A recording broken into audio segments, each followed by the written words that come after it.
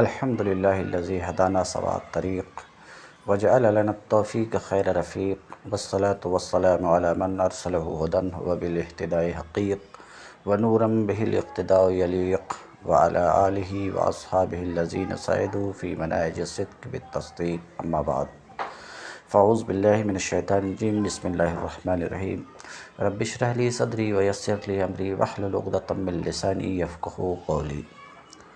باب العلم انواریہ educational society و جامعہ انواریہ حیدرآباد انڈیا کے زیر اہتمام شرح تہذیب کا درس بفضلہ تعالی قسطوار جاری ہے۔ آج کا درس والموضوع ان قصد بجزءہ دلالہ علی جزء معنیٰ فمرکب۔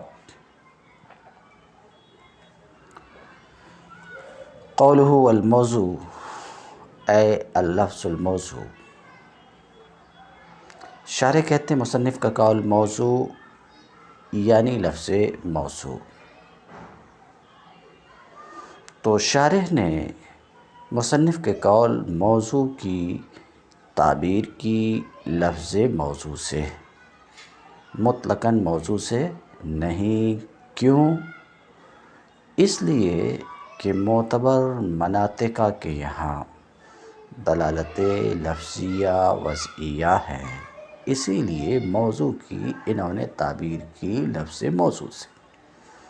اور اس لیے بھی کہ دوال اربع افراد اور ترکیب سے بالکل موصوف نہیں ہوتے، باوجود اس کے کہ وہ موضوع ہیں۔ اس وجہ سے بھی شارح نے مصنف کے قول والموضوع کی تعبیر لفظ موضوع سے کی۔ کہتے ہیں حاصل گفتگو کا یہ کہ یہاں پر موضوع سے مراد ہے لفظ موضوع۔ ان ارید دلالت جزء منہ علی جزء معنیٰ۔ لفظ موضوع کے جز کی اس کے معنی کے جز پر دلالت مقصود ہو تو مرکب ہے۔ جیسے رامل حجارہ، پتھروں کا پھینکنے والا، یہ مرکب ہے۔ کیونکہ لفظ موضوع کے اجزاء ہیں۔ رامی اور حجارہ لفظ کے اجزاء ہیں، معنی کے اجزاء ہیں، اور لفظ کے جز کی معنی کے جز پر دلالت ہو رہی ہے، اور دلالت بھی مقصود ہے کیونکہ یہاں مقصود معنی ترکیبی ہے۔ تو کہتے ہیں اگر لفظ کے جز کی اس کے معنی کے جز پر دلالت مقصود ہو تو مرکب ہے، وَإِلَّا فَهُوَ الْمُفْرَدُ، ورنہ مفرد ہے۔ ورنہ کا مطلب یہ ہے کہ لفظ کے جز کی معنی کے جز پہ دلالت مقصود نہ ہو تو مفرد ہے۔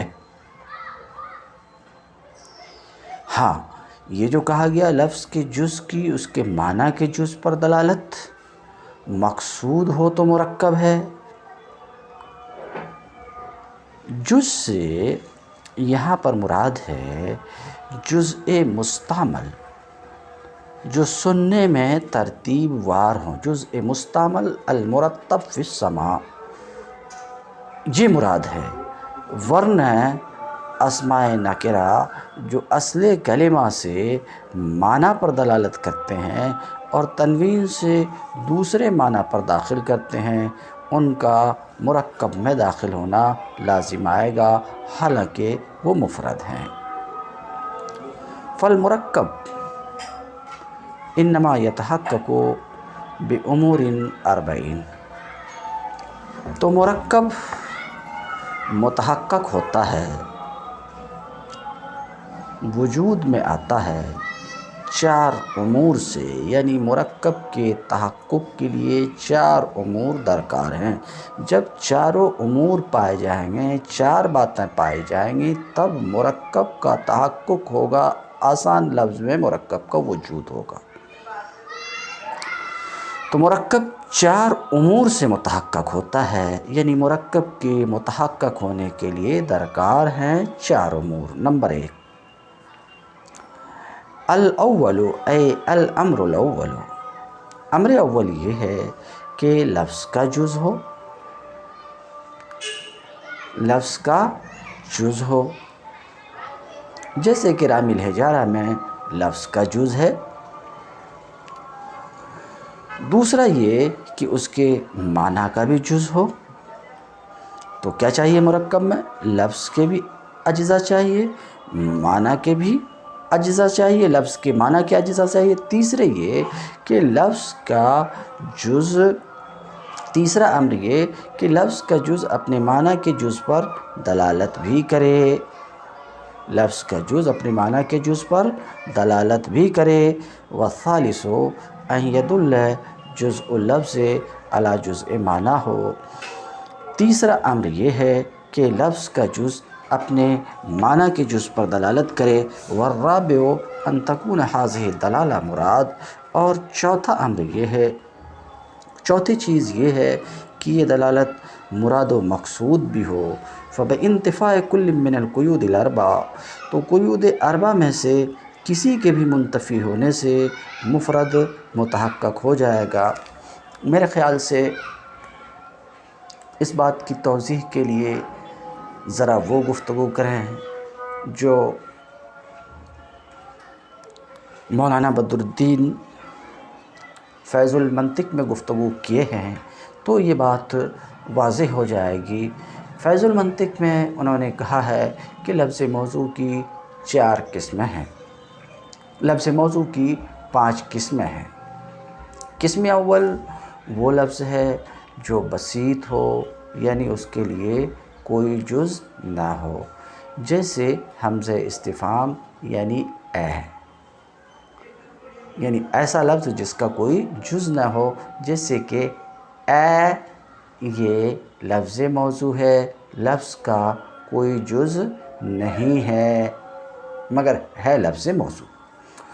دوسری قسم وہ لفظ ہے جس میں اجزاء ہوں، وہ لفظ جس میں اجزاء ہوں مگر معنی پر کوئی جز بھی دلالت نہ کرتا ہو، جیسے کہ قلم، کہ اس لفظ میں 3 جز ہیں، قاف، لام، میم، لیکن معنی پر نہ تو قاف دلالت کرتا ہے، نہ لام، نہ میم۔ قسم سوم وہ لفظ ہے جس کے لیے جز ہو، وہ لفظ ہے جس کے لیے جز ہو اور ہر جز کسی معنی پر دلالت کرتا ہو مگر معنی مراد کے جز پر دلالت نہ کرتا ہو، جیسے لفظ عبداللہ جب کسی انسان کا نام ہو۔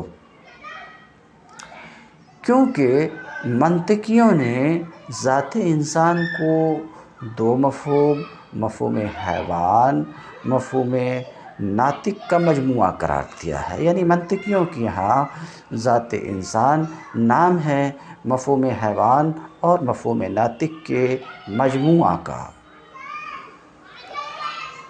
اور فلاں انسان مثلا زید کو منطقیوں نے 3 مفہوم، مفہوم حیوان، مفہوم ناطق، مفہوم فلاں کا مجموعہ ٹھہرایا ہے۔ تو لفظ عبداللہ 2 جز عبد اور اللہ پر مشتمل ہے، معنی عبودیت پر لفظ عبد، ذات رب العزت پر کلمہ جلالت یعنی لفظ اللہ دلالت کر رہا ہے۔ لیکن جب لفظ عبداللہ کسی انسان مثلا زید کا نام رکھ دیا جائے تو اس لفظ کا معنی مراد مفہوم حیوان، مفہوم ناطق، مفہوم فلاں کا مجموعہ ہوگا۔ عالمی حالت میں لفظ عبداللہ کا کوئی جز معنی مراد کے کسی جز پر دلالت نہیں کر رہا ہے، اگرچہ ہر جز کسی نہ کسی معنی پر دال ہے۔ لفظ موضوع کی چوتھی قسم وہ لفظ ہے جس کا جز معنی مراد کے جز پر دلالت کرتا ہو، وہ لفظ ہے جس کا جز معنی مراد کے جز پر دلالت کرتا ہو مگر یہ دلالت مقصود نہ ہو، جیسے لفظ حیوان ناطق جب کسی انسان کا نام ہو، کہ لفظ حیوان ناطق جب کسی انسان کا نام رکھ دیا جائے تو اس وقت اس لفظ کا معنی تین مفہوم یعنی مفہوم حیوان، مفہوم ناطق، مفہوم فلاں کا مجموعہ ہوگا۔ تو عالمی حالت میں اگرچہ اس لفظ کا جز معنی مراد کے جز پر دلالت کر رہا ہے، مثلاً حیوان جو لفظ حیوان ناطق کا جز ہے وہ مفہوم حیوان پر جو معنی مراد کا جز ہے دلالت کر رہا ہے، مگر یہ دلالت مقصود نہیں بلکہ علمی حالت میں مجموعہ لفظ کی دلالت مجموعہ معنی پر مقصود ہے۔ پانچویں قسم وہ لفظ ہے جس کے جز کی دلالت معنی مراد کے جز پر مقصود ہو، جیسے حیوان ناطق جب علم نہ ہو، عبداللہ جب علم نہ ہو، زید کھڑا ہے علم نہ ہو۔ اب ان پانچ قسموں میں پہلی چار قسم مفرد ہے، پانچویں قسم مرکب ہے۔ مرکب کسے کہتے ہیں؟ تو مرکب وہ لفظ ہے جس کے جز کی دلالت معنی مراد کے جز پر مقصود ہو، اور مفرد وہ لفظ ہے جس کے جز کی دلالت معنی مراد کے جز پر مقصود نہ ہو۔ ان باتوں کو اپنے سامنے رکھ کر اب مصنف کی عبارت آپ دیکھیے، فالمرکب انما یتحقق بامور اربعین۔ تو مرکب جو لفظ موضوع کی ایک قسم ہے، یہ مرکب متحقق ہوتا ہے۔ عام زبان میں سمجھنے کے لیے مرکب وجود میں آتا ہے چار امور سے، تو جب چاروں امور موجود ہوں گے تب مرکب کا تحقق و وجود ہوگا۔ پہلا یہ کہ لفظ کا جز چاہیے، دوسرے یہ کہ اس کے معنی کا جز چاہیے، تیسرا امر یہ کہ لفظ کا جز اپنے معنی کے جز پر دلالت کرے، چوتھے یہ کہ یہ دلالت مقصود بھی ہو۔ فبانتفاء کل من القیود الاربع یتحقق المفرد۔ تو ان قیود اربع میں سے کسی ایک کے منتفی ہونے سے ہی مفرد کا تحقق ہو جائے گا، مرکب متحقق نہیں ہوگا، کیونکہ یہ چار امور مرکب کے لیے مقومات کی مانند ہیں۔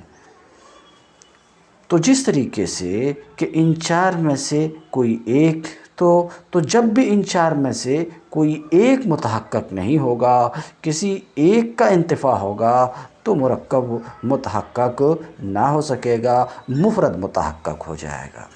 فللمرکب قسم واحد۔ تو مرکب کی ایک قسم ہے اور مفرد کی چار قسم ہیں۔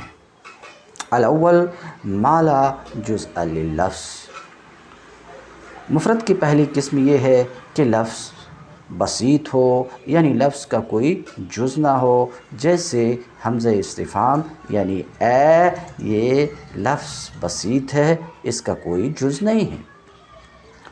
والثانی، اور مفرد کی دوسری قسم یہ ہے کہ اس کے معنی کا کوئی جز نہ ہو، یعنی لفظ کا تو جز ہے مگر لفظ کے معنی کا کوئی جز نہ ہو تو وہ بھی مفرد ہے، جیسے اللہ لفظ کا تو جز ہے، بالکل واضح ہے، مگر اس کے معنی کا کوئی جز نہیں ہے۔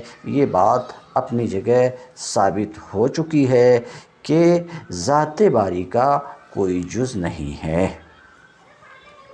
تو لفظ کا جز ہے یہاں مگر معنی کا کوئی جز نہیں ہے۔ مفرد کی تیسری قسم یہ ہے کہ ما لا دلالت لجزء لفظہ علی جزء معنی ہو۔ تیسری قسم یہ ہے کہ لفظ کے جز کی معنی کے جز پر دلالت نہ ہو۔ اس کا مطلب یہ ہے کہ لفظ کا بھی جز ہے، معنی کا بھی جز ہے، مگر لفظ کا جز اپنے معنی کے جز پر دلالت نہ کر رہا ہو۔ مثال کے طور پہ زید لفظ کا جز ہے، زا یا دال معنی کا بھی جز ہے، کیونکہ ابھی آپ سن چکے کہ زید تین مفہوم کے مجموعے کا نام ہے، مفہوم حیوان، مفہوم ناطق، مفہوم تشخص، مفہوم فلاں کے مجموعے کا نام ہے۔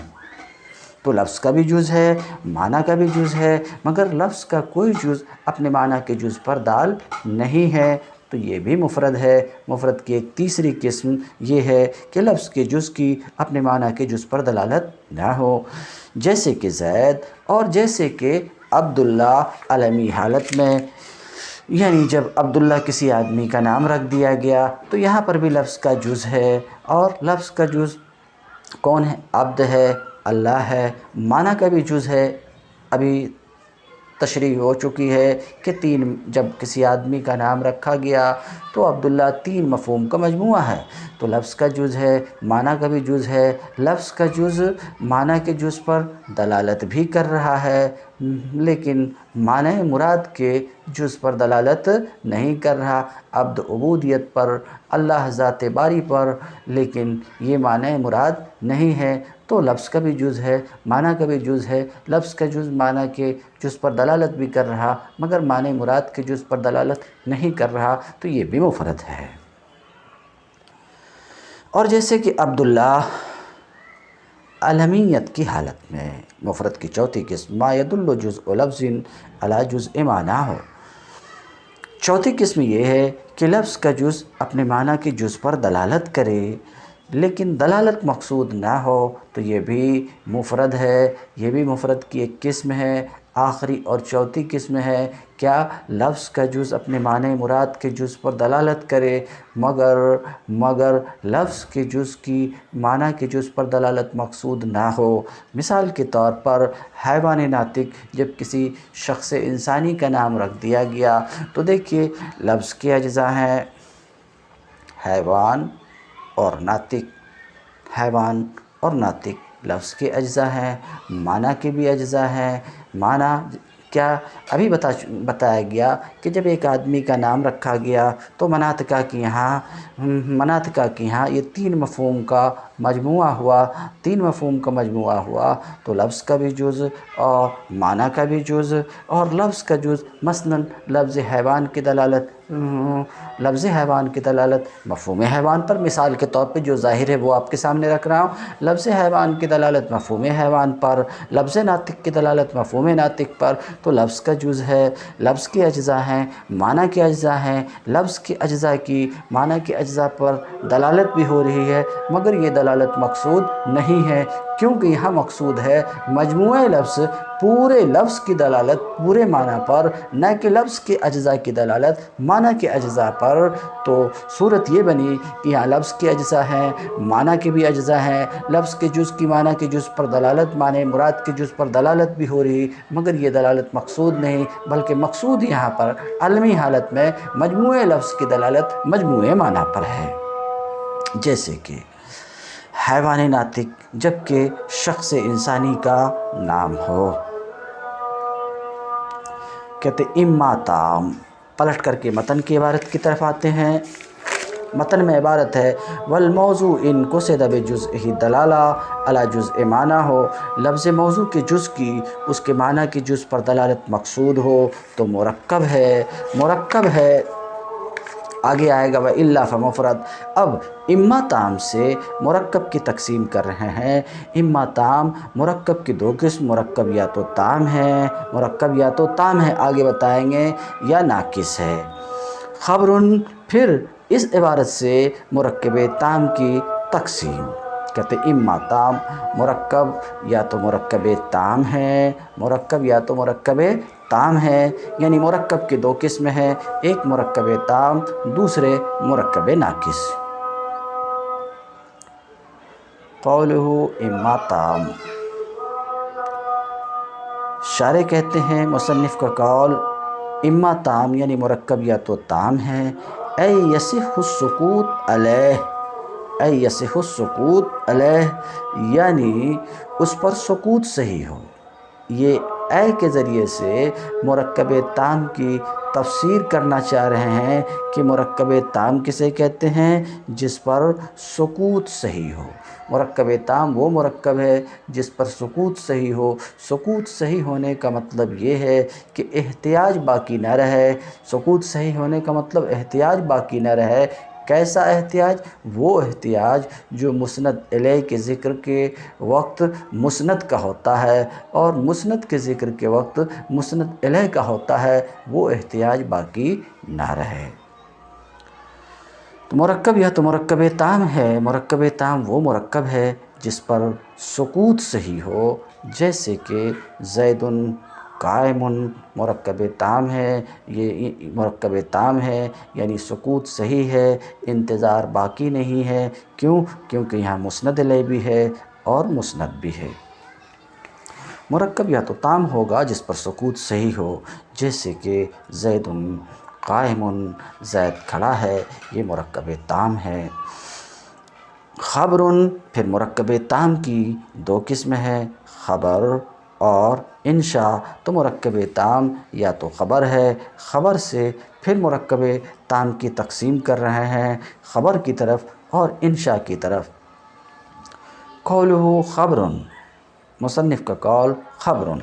خبر کسے کہتے ہیں؟ مرکب تام کی دو قسم، ایک قسم خبر ہے، دوسری قسم انشاء ہے۔ خبر ان احتمل الصدق والکذب، خبر اگر صدق اور خبر وہ مرکب ہے جو صدق اور کذب کا محتمل ہو، صدق اور کذب کا محتمل ہو، جیسے زید قائم، جیسے زید عالم، یہ خبر ہے۔ کیونکہ یہاں صدق کا بھی احتمال ہے اور کذب کا بھی احتمال ہے۔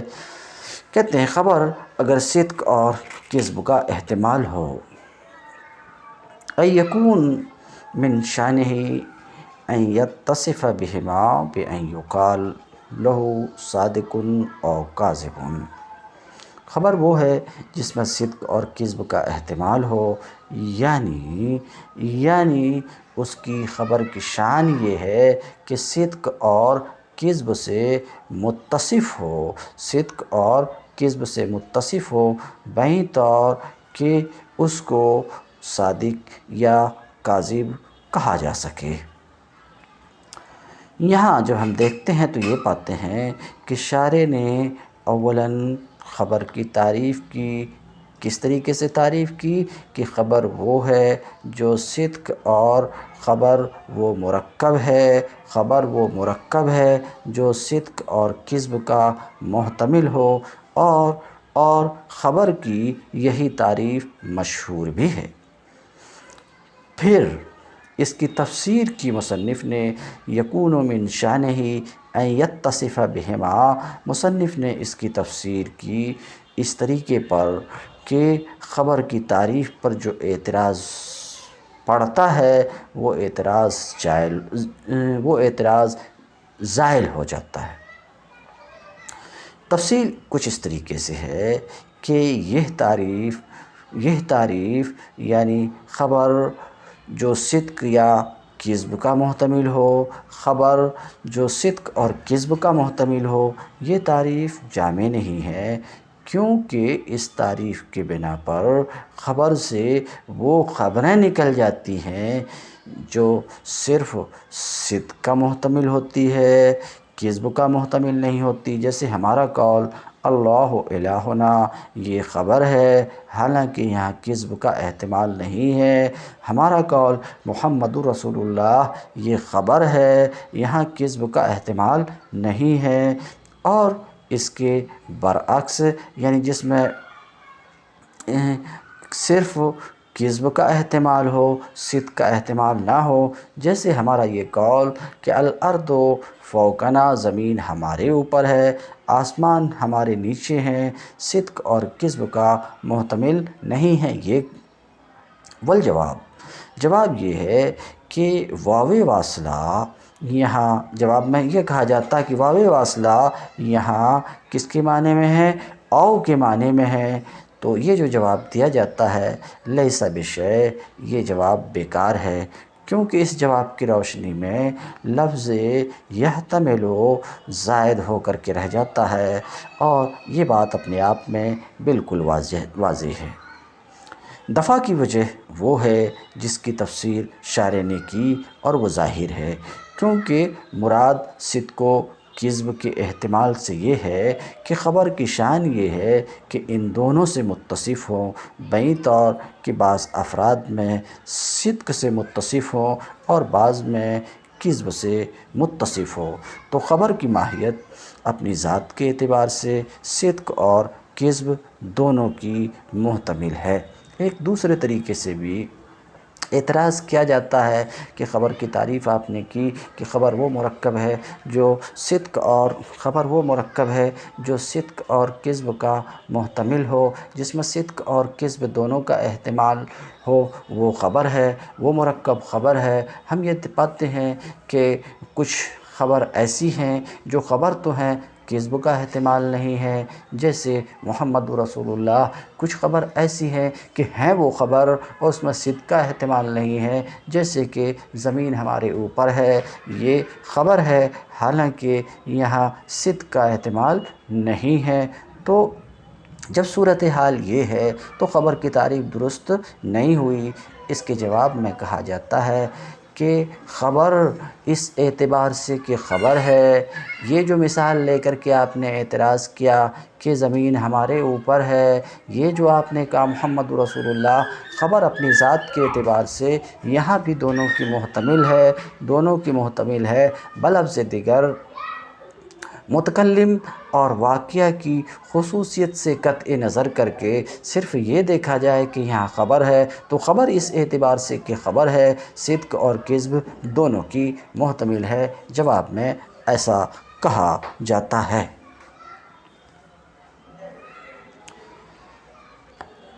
قولہ انشاء او انشاء، مصنف کا قول یا انشاء عبارت یہ تھی کہ مرکب یا تو تام ہے، مرکب یا تو تام ہے تو اب اس کی دو قسم، مرکب تام خبر، مرکب تام یا تو خبر ہے یا انشاء ہے، خبر کی تعریف ہو گئی، اور انشاء یعنی مرکب تام کی دو قسم، ایک خبر دوسرے انشاء۔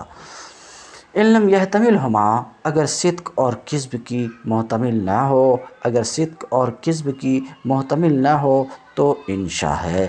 اگر صدق اور کذب کی گنجائش نہیں ہے، احتمال نہیں ہے، کہتے ہیں صدق کذب دونوں کا احتمال نہ ہو تو انشاء ہے، کیونکہ صدق اور کذب کی بنیاد محکی ان کی حکایت پر ہوتی ہے، اور انشاء میں حکایت ہی نہیں ہے، تو پھر صدق و کذب کے احتمال کا معنی کیا ہوتا ہے؟ جیسے کہ اجلس۔